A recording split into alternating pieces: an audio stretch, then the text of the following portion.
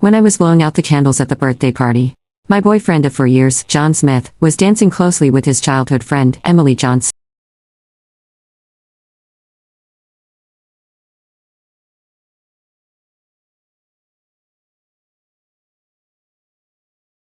Don't you know what jokes are appropriate and what aren't? I shrugged inferently. John, what are you talking about? I'm just creating an opportunity for you guys. With that, I filled their champagne glasses.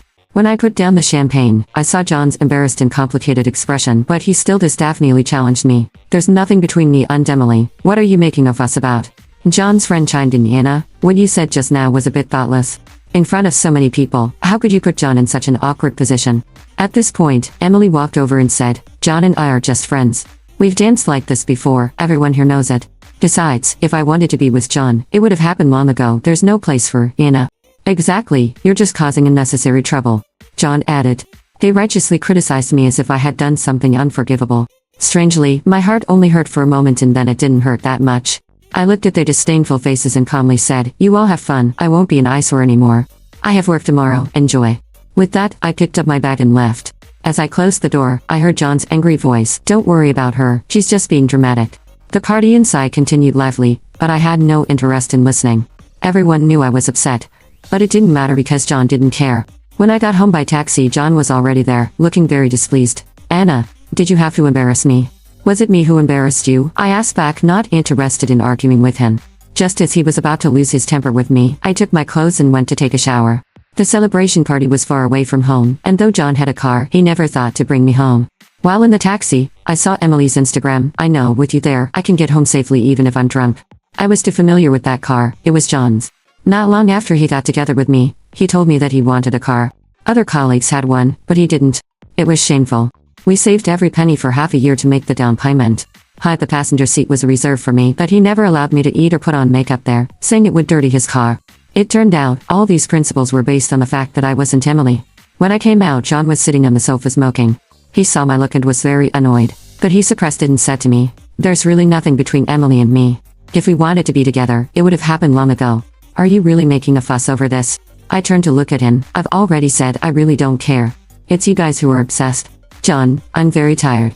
I worked today and rushed to your company for the celebration without eating a bite, and now I just want to sleep.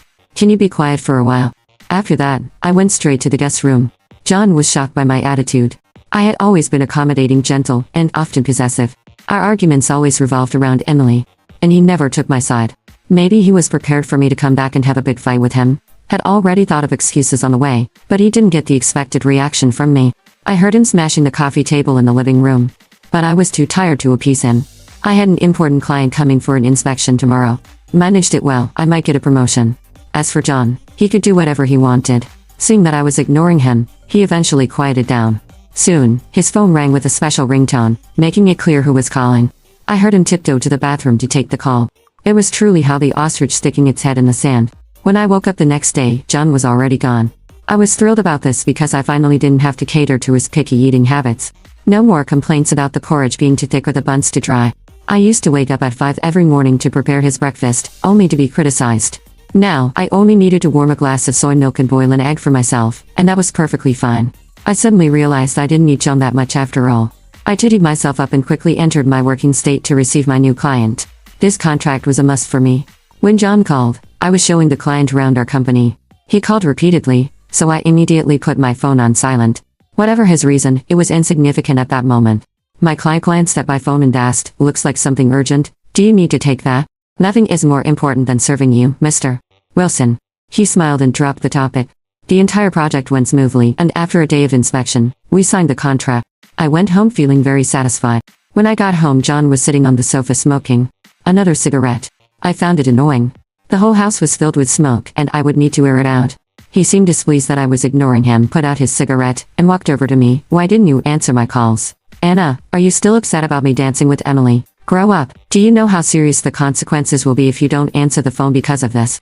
Oh, isn't it about attending your colleague's wedding? Didn't we go as your date? I saw her post on Ins. She looked very appropriate and was a good match for you.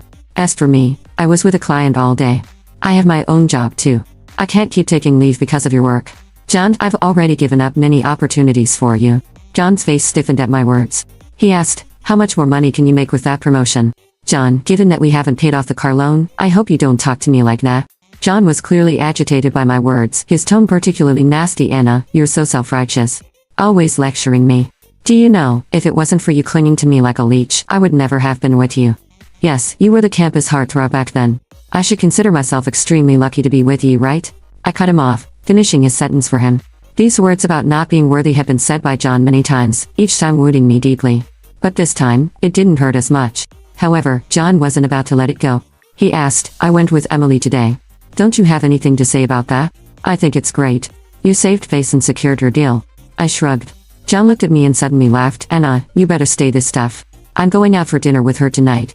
Satisfied?